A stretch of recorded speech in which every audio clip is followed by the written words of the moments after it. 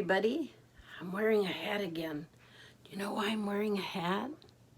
Yeah, I need a haircut. So it's hiding my hat hair, which is kind of crazy and long. I'm going to read a story called Froggy Gets a Doggy. I'm reading this for Nathan because Nathan is sometimes afraid of dogs. So maybe he needs to get a dog like Froggy. It was night, and Froggy woke up and looked out the window. The moon, sang Froggy. It looks like the tail of a happy doggy. Froggy knew what he wanted more than anything in the world. He wanted a dog. Froggy, called his mother next morning. Well, what? Time to get up, dear. We're going to the animal shelter. Yippee! Froggy hopped out of bed and got dressed. Zip, zoop, zap, zut, zut, zut, zat. I think he was excited. Then flopped to the kitchen. Flop, flop, flop. I think we'll get a bunny, said Mom. I don't want a bunny, cried Froggy. I want a doggy. But you can't have a dog, dear. Dogs are too messy. I'll clean up after it, said Froggy. And he ate his bowl of cereal and flies. Munch, crunch, munch. And left quite a mess. Polly Woggalina started smacking the table with her spoon, singing, D-O-G-G-Y-Y, D-O-G-G-Y-Y. And Froggy joined in, D-O-G-G-Y-Y, D-O-G-G-Y-Y. Quiet, said Mom, or no pet at all. At the animal shelter, Froggy went bananas. Froggy, called his mom. What? Stay here, stay near, and don't stick your hand in a cage. Froggy flopped back, flop, flop, flop. Look at the bunny, said Mom. Isn't she cute? D-O-G-G-Y-Y, D-O-G-G-Y-Y, sang Polly, and Froggy joined in. Quiet, said Mom, or no pet at all. Now what about this darling baby gator, said Mom. No, said Froggy and Molly. Or these mice? Mice are nice, said Mom. But Froggy ran off to see the dogs. Flop, flop, flop. And was about to stick his hand in a cage. Froggy, called Mom. What? Stay here, stay near, and don't stick your hand in a cage. But when Mom got to Froggy, the cutest little doggy in the world had stuck her nose out of the cage and was licking Froggy's hand. Slurp, slurp, slurp. Please, Mom, said Froggy, just look at her eyes. And Mom looked. Oh. And the little doggy looked back, and her sweet chocolate brown eyes melted Mom's heart. I think I'll just name her Doggy, said Froggy. D-O-G-G-Y-Y, D-O-G-G-Y-Y, sang Polly. When Froggy got home, he couldn't wait to play with Doggy. First, said Mom, you have to put on her new collar and fill her water bowl and show Doggy her bed. I know, said Froggy. Froggy put on Doggy's collar, snap, and filled her water bowl, glug, glug, glug, glug, glug, and fluffed up her bed, ploof. Now, said Froggy, I'm going out to play with Doggy. First, said Mom, you have to put on her leash and take her for a walk and teach her to come and sit and wait.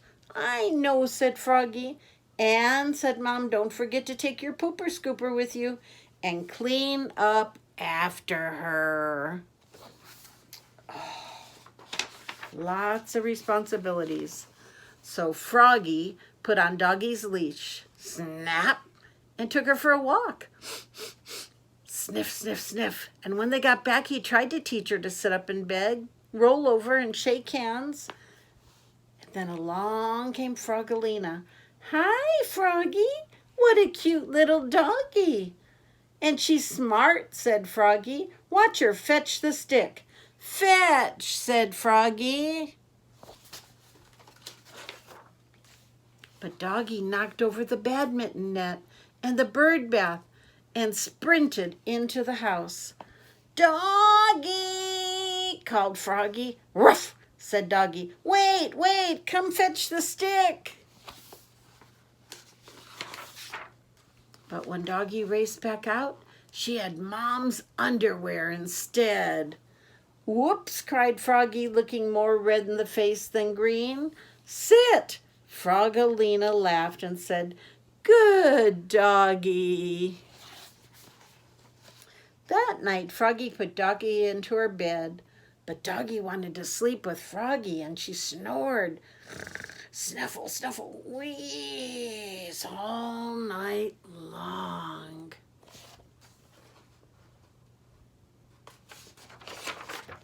But just before the sun rose, Doggy licked Froggy's face, slurp, and scratched at the door, scritch, scritch, scratch. She had to go out bad.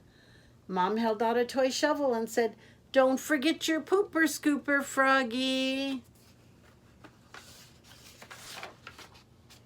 "Pooper scooper," squealed Polly, and everybody laughed, even Doggy. Woof, woof. So Froggy did get a doggy, didn't he? Maybe Nathan will get a doggy one day. I don't know. You never know, do you? So the next story I want to read is Who is Jane Goodall? Goodall. I don't know if I said her name right. Who is Jane Goodall? She's a very famous lady. When Jane was a little more than a year old, her father gave her a toy animal. It wasn't a soft and cuddly puppy or kitten or bunny. It was a big chimpanzee. Why did Jane's father choose a chimp? Well, it was 1935, and a baby chimpanzee had been born at the London Zoo. Jane's parents lived in London and followed the news about the little chimp named Jubilee. Why was it such a big event? Well, before then, all the zoo's chimps had been born in the wild in Africa. Jane's toy chimp was named Jubilee, too. And there's a picture of the little baby chimp that was born at the London Zoo. And there's a picture of Jane with her little stuffed Jubilee. It played music when Jane squeezed its belly. Because Jubilee was so real looking, some people thought that the chimp was too scary for a baby girl. Jubilee might give little Jane bad dreams, but they were wrong. Jane loved Jubilee and took the toy wherever she went. As a very young child, Jane had no idea that she would spend most of her life among chimpanzees, real live chimpanzees, but that's what she did. The chimps that Jane came to know did not live in a zoo. They roamed free in the forest of eastern Africa. Over time, the chimps began to treat Jane just like another chimp, a tall, funny-looking white chimp. Because the chimps accepted her, Jane Goodall was able to learn more about these amazing animals than anybody had before. She saw how chimp mothers cared for their babies. She saw how chimps worked and played together. She learned how chimps showed happiness, fear, anger, and sadness. But most important of all, Jane Goodall proved to the world how alike humans and chimpanzees are. As for Jubilee, the toy chimp, Jane never gave it away. To this day, Jubilee sits on a dresser in the house where Jane lives. And there's a picture of Jane in Africa. See that? She grew up to do wonderful work, and we're going to read some more. But I just want to read these 2 pages. It says, "Are chimpanzees monkeys?" No. Most little children will look at a picture of a chimpanzee and say it's a monkey. But chimps are not monkeys. Chimps are apes. So are gorillas and orangutans. Now, apes do not have tails. Almost all kinds of monkeys do. Apes have strong arms and can swing from tree branch to tree branch. Most monkeys can't do this. They run along the top of branches. Ape skeletons look very much like human skeletons. Monkey skeletons look much more like the skeletons of dogs, cats, and other small mammals. Monkeys, apes, and humans all belong to the animal group called primates. Apes are our closest relatives in the animal kingdom. So if you look here, you can see the ape, and there's no tail, and there's the monkey. You see the picture of the monkey? And they climb on the top of the tree on the branches. And so we're going to read some more about Jane tomorrow. But I thought that that was will be a great book to learn about. And my last story is about Michelangelo. I went to the library and I found a whole bunch of books about painters and got all the books for 75 cents. That was really a good deal. So here we have the story of Michelangelo. Michelangelo Buonarroti was born near Florence, Italy in 1475. During a time known as the Renaissance, many people think he was the greatest artist who ever lived.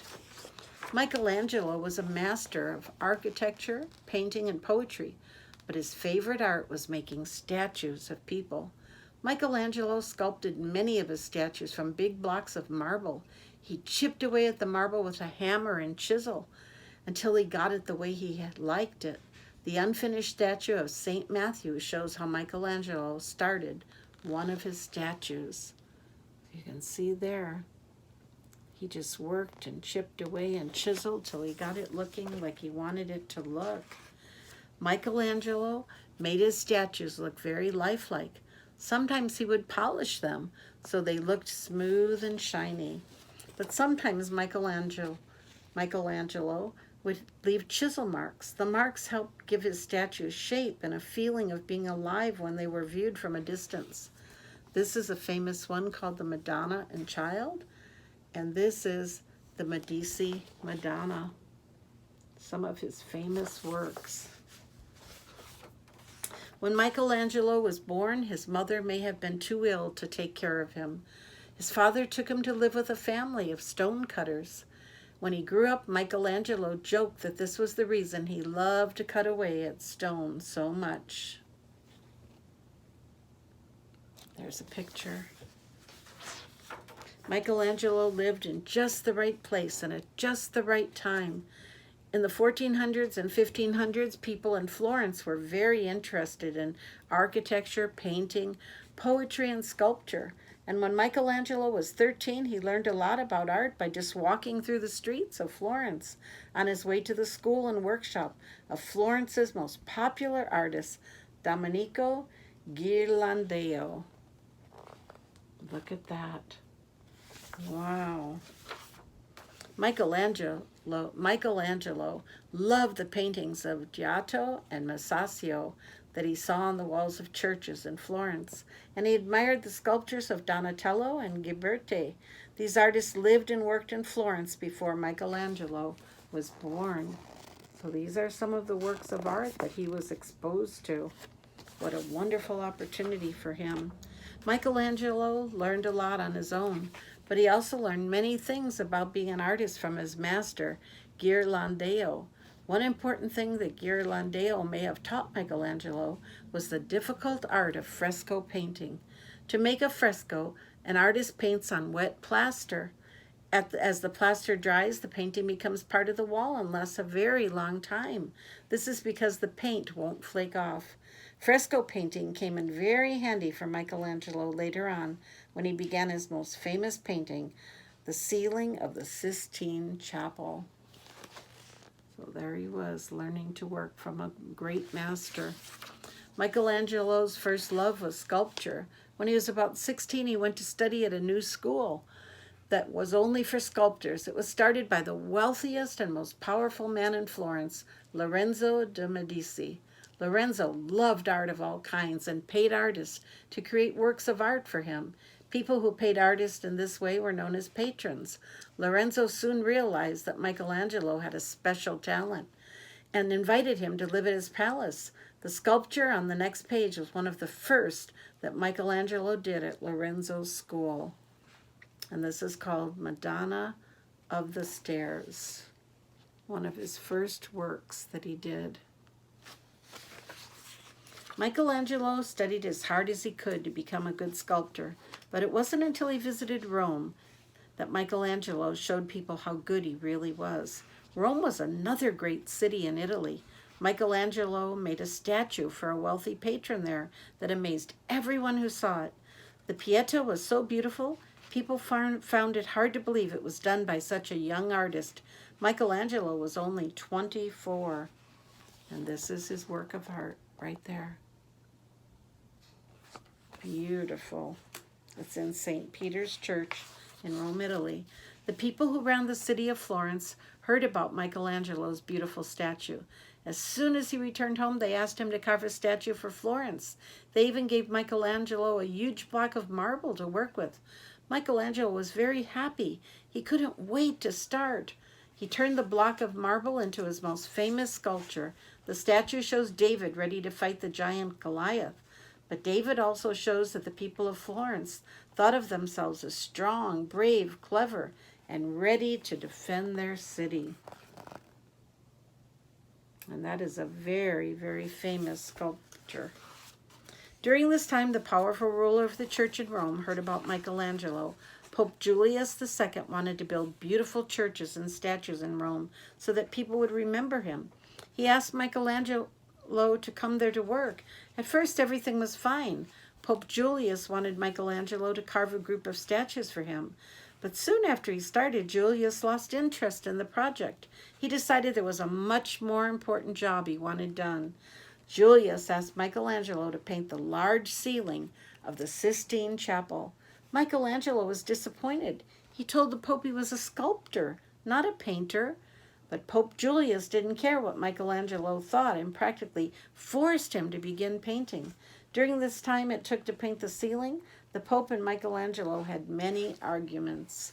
There's a little cartoon drawing saying, "I'm not finished." After 4 years, Michelangelo finished the ceiling. It turned out to be one of the most wonderful paintings in the history of art. And this is a picture of it. It's the ceiling in the Sistine Chapel. Such a wonderful painting. Michelangelo painted many scenes from the Bible. One of the most famous scenes shows God giving life to Adam.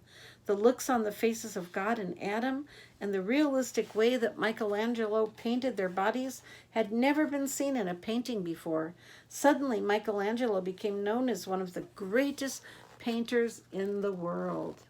This is a very, very famous part of the beautiful painting that he did. After the Sistine Chapel ceiling was finished, Michelangelo went on to create many other beautiful, important works of art, including plans for building the famous dome on top of St. Peter's Basilica in Rome. And one of the things that made Michelangelo such a great artist was his ability to give a special energy and strength to the people he painted and sculpted. Even though the statue of Moses is sitting very still, Michelangelo was able to give him a feeling of great power. Look at that, Moses. Michelangelo lived to be nearly 89 years old. He was working on a sculpture called the Rodinini Piete just a few days before he died. Michelangelo felt the human body was the most important subject an artist could paint or sculpt. He spent much of his life studying nature and science in order to make his works of art, as lifelike as possible. And I believe this one is the statue that he was working on days before he died, and it wasn't finished. That one right there. So what a wonderful artist he was. Recently, Michelangelo's paintings in the Sistine Chapel were cleaned. When years of grime were removed, people were surprised to find that Michelangelo used much more color in his paintings than could be seen before. The works of art in this book came from the churches and museums that are listed below here. Most of them, all of them, are in Italy. So Michelangelo, one of the greatest artists to ever live. Well, I'm going to say good night, and I love you.